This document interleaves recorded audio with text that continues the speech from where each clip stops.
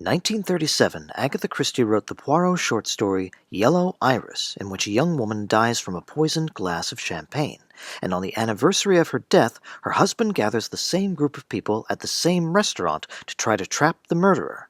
Incidentally, I'm directing a stage version of this story in October. 8 years later, Christie reused this plot for the novel Sparkling Cyanide, also titled Remembered Death, in which Poirot is replaced as the investigator with... well, it's not quite clear. Similarly to And Then There Were None, Sparkling Cyanide, for a large part, has no identifiable sleuth. Some people say Colonel Race is this story's detective, but I'm not sure he qualifies. Race is a British Secret Service agent who appears in 4 novels, 2 of them Poirot's. Each of the 2 TV renditions I've seen takes a different approach to how they shape the lens of the story. Maybe you don't always have to have a central investigator for a mystery to work. One of these adaptations came out in 1983 and starred Deborah Raffin, Pamela Bellwood, Joseph Summer, MASH's Harry Morgan, and Anthony Andrews, who you might know as the Scarlet Pimpernel. The other, from 2003, featured Oliver Ford Davies, Pauline Collins, and Jonathan Firth. The first half of the book is told mostly in flashbacks, jumping around chronologically, covering the months since young, beautiful Rosemary Barton died from drinking a glass of champagne laced with cyanide. There were 6 other people present: Rosemary's much older husband, George Barton, her younger sister, Iris Marl, Rosemary's secret lover, the politically ambitious Stephen Faraday, Stephen's jealous wife, Sandra, George's secretary, Ruth Lessing, who was in love with George and hated Rosemary, and the mysterious Anthony Brown, Rosemary's American friend. Rosemary's death was ruled as suicide, but George has received anonymous letters claiming she was murdered. He becomes obsessed with bringing her killer to justice. He confides in his friend, Colonel Race, that he's arranging a trap for the murderer, but won't divulge the details. Colonel Race warns him not to play amateur games where there's a killer involved. It could be dangerous. He's proven correct when George holds another party at the same table with the same people, and when they all drink a toast, George dies, poisoned, just like his wife. The 1983 American rendition is set in modern-day California, with most characters' nationalities flipped, which means Anthony is now British. One of the screenwriters was mystery novelist Sue Grafton.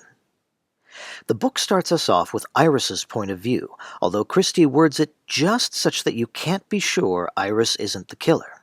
The film likewise tells the story largely from Iris's perspective, but there's a stark difference in her relationship with Rosemary. In the book, Iris was an afterthought somewhere in her older sister's outer orbit. Rosemary was a popular socialite with lovers and adventures. Iris had schooling and mundane routines. In every sense, they were in different worlds. Iris took it all for granted, only belatedly recognizing the envy she'd developed. Rosemary had an incredible life, and she, Iris, had no life at all. The film version of Iris is, I think the term is, a Mary Sue. We never see any sign of bitterness, nor any other flaw. She and Rosemary have both been aged up. They both have promising careers, and they're much closer as siblings. Even though Rosemary is still alive when the film begins, plot-wise it's a pretty faithful adaptation. The major alterations are all in the characters. Colonel Race is left out, his functions taken over by Police Captain Kemp and Lord Kidderminster, Sandra's father. Quick trivia: Kemp was a protege of recurring character Superintendent Battle. Stephen and Sandra's relationship was one of the most interesting things about the book, in that it develops in a way that takes you by surprise, though it makes sense given their personalities. In the film, those surprises and developments are removed, leaving us with the cliches of the cheating husband trope. It's still entertaining, but dang it. Ruth they didn't do too badly with, but I wanted to see her more profoundly affected by her meeting Victor Drake, Iris's cousin and the black sheep of the family. For a scene in a film, it ought to be something along the lines of Jack Nicholson's effect on Cher in The Witches of Eastwick, but here it seems played merely for comic relief. Anthony threatens Rosemary once, like he does in the book, but he really doesn't feel as much like a dark horse, even though Iris tells us otherwise. I want to trust you, but you're so evasive. I don't know if I can. Yeah, nope, sorry. As a couple, they're just too darn cute to be suspicious. I think that's Anthony Andrews' fault. Sink me. The only character who's spot on is George, a humble but deep-feeling man who has no illusions about his relationship with his wife. He loved her, but she only liked him. There were always going to be other men. He'd resigned himself to that, though his own rage surprised him when he found out about the affair with Stephen. If there was ever a well-written tragic character, it was George Barton. One more thing before we look at the other film. There's an extra suspect sitting at the table at both parties. Lucilla Drake, Iris's aunt, who naively dotes on her son Victor, even though he's an obvious grifter. I'm not sure this was a good inclusion, but more on that later. The 2003 version makes extensive changes to both plot and characters. Set in modern day, we open at the scene of Rosemary's death, and in the few minutes we get to know her, she is vastly different from her book counterpart. This Rosemary is uncomfortable, agitated, resistant to what George tells her, but unable to sway him. Our composite picture of book Rosemary is that of an empty-headed hedonist, or a lovely nitwit, as one character puts it. Between that and her fortune, she has the power and disposition to ruin people's lives with barely a thought, if it'll serve her own interests. That's why she's the target of hate and fear by so many people. She's ridiculous, but also a goddess. This Rosemary is clearly under George's thumb, and would hardly be anyone's object of jealousy. She's only the center of attention when George orders it. After her death, we learn she had a history of drugs and suicide attempts, the exact opposite of joie de vivre personified. We also learn Rosemary had had an abortion shortly before her death, despite multiple characters telling us she was desperate to have children. Sadly, in the end, this intriguing contradiction is left unexplained. As for the other characters, George is your typical rich, privileged asshole. He lies and says his marriage was happy, when clearly he's a control freak. Ruth is, at least on paper, the same character, though again the whole fallen angel aspect of her character is left out, at least for now. Stephen and Sandra's relationship is even more hackneyed than in the 80s version, though I admit it's better acted. Sarah's defining trait in the book is that she's desperate not to lose Stephen, who she thinks is going to leave her for Rosemary. That's her motive. But here we don't see any hint of desperation, just woman-scorned fury. Anthony is replaced by a football player named Fizz, with no hidden depths to reveal. He and Iris are already in a relationship, and we don't see much of him outside her bedroom. Speaking of Iris, remember those missing personality traits of Rosemary's?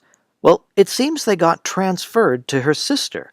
Iris is now a style guru and personal fitness trainer for celebrities. She's said to have a string of eligible bachelors following her around, the way they followed Rosemary in the book. She's gone from being the most layered character to the flattest. Once again, Aunt Lucilla is present at both fateful parties, and again we see her taken advantage of by her son, though his name has been changed from Victor to Mark. He's also been upgraded to Iris and Rosemary's stepbrother. He's painted more sympathetically than in the book, and in the first hour there's no interaction between him and Ruth. Now for the sleuths. The British government assigns 2 investigators to the case, Colonel Reese and his wife, Kate Kendall, an original character. And although Reese might have been inspired by Colonel Race, I'd say he's pretty original too. The interplay between them, and the fact that their kids don't know they secretly work for the government, is kind of Tommy and Tuppence-ish, but the resemblance is superficial.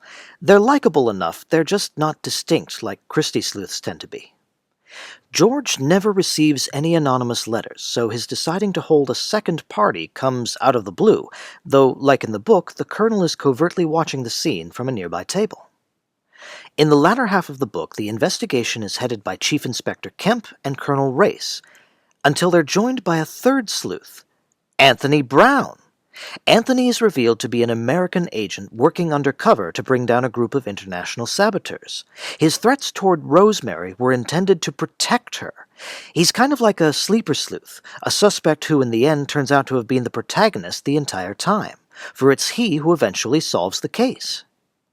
Iris tells Anthony that on the night George died, she found a packet of cyanide in her purse, just as it was found in Rosemary's purse after she supposedly killed herself. Iris thinks someone tried to frame her for George's murder, But Anthony realizes Iris was meant to have apparently committed suicide too. The big puzzle of the book is this. George drank a toast to Iris, and he was fine. Everyone danced, and no one touched the drinks. They all came back, George drank again, and he died. So how could his glass have been poisoned when it was physically impossible? The answer? It was Iris's glass that was poisoned. When they drank the first time, no one died because it was Iris being toasted, so she didn't drink. While they danced, Iris's purse got moved, so when they came back, everyone sat at the wrong seat, and George got unlucky. If Iris died, the money would go to Aunt Lucilla and Cousin Victor, who was at the restaurant disguised as a waiter. He poisoned the champagne, and his accomplice planted the cyanide packets. Ruth Lessing. This is why I don't think they should have had Lucilla at the parties. It's really hard to believe that she wouldn't have recognized her son in disguise. Also, in both films, they resolved the Steve and Sandra subplot with a scene from much earlier in the book. The 1983 version comes closer, but I think they both miss the point. In each case, Stephen is trying to win Sandra back, but in the book, he thinks he's already lost her. It shocks him to discover how deeply afraid he is of losing her, not knowing she's just as afraid of losing him. That's what makes their relationship interesting. Maybe not healthy, but interesting. I did appreciate 1983 keeping the unsettling argument between Sandra's parents regarding what to do in case it turned out Sandra was the killer. It ties in with changing Anthony to a private investigator working undercover to determine whether Lord Kidderminster is corrupt. What I have mixed feelings about is changing the killer's attempt to run Iris over in a car, which nobody realizes was a deliberate attempt on her life until the end, to trying to run her down in a motorboat while she's jet skiing. It's a fun scene, very charmingly 80s, but you're really not supposed to know till later that Iris is the next target. My feelings are definitely not mixed about the fact that 2003, in a sense, changed the murderer. Ruth and Mark, are still working together, but here it's Ruth who poisoned the champagne glasses. Mark wasn't really involved, apart from talking Ruth into it. It's weird, too. He takes the trouble to get himself recorded by a security camera the night of each murder, so he'll have an alibi. But then he ruins it by leaving and getting caught on another camera talking to Ruth. That's how the detectives solve the case, not by piecing together the clues, but by looking at the right camera. Of course, there's nothing bad about that, really. It's just not the style of Agatha Christie. Another thing not in her style is that the killer mistakenly offed the wrong person. The purse does get put in the wrong place, but in this case it results in the wrong glass getting poisoned, rather than George sitting in the wrong seat and drinking from the wrong glass. Ruth poisoned the champagne during the dancing, in so doing robbing us of the puzzle aspect of the mystery, the seemingly unsolvable riddle. Was there a way to pick out the guilty party? Well, apparently Ruth and Mark both gave away that they were lying through textbook tells, according to a tutorial given by Kate to a subordinate. But then again, wasn't everyone lying anyway? I wasn't going to bring it up because it's not relevant, but apparently I'm going to get more views if I mention the random nude scene, so check. My impression of the 2003 adaptation is that someone came up with these two detective characters and wrote them into a prospective TV series pilot that happened to share some elements with an Agatha Christie story, for the sake of name recognition. But unlike Christie, it's less cozy and more of a hard-boiled, noirish thriller, with a few spy elements thrown in. The themes, tone, and plot mechanisms are gone. I don't think it qualifies as a true adaptation. Now, different from the book doesn't necessarily equal bad. The story can still be compelling, but for that it has to make sense, and I don't think it does, at least not enough. As an adapter, you have to make sure the things you've changed or added all fit with the original elements you're keeping in. I wouldn't complain if the screenwriter changes more of the story in order to make it more consistent. So, contrary to what I said in an earlier video, the 1983 rendition of Sparkling Cyanide gets my recommendation as the closer adaptation and the better film overall. Let me tell you, Covering multiple adaptations of the same book can wear you out. I prefer it when the book has just one adaptation to compare. So, what to cover next? Well, 450 from Paddington has gotten quite a few requests. That's fine, it's only got 1, 2, 3, son of a bitch,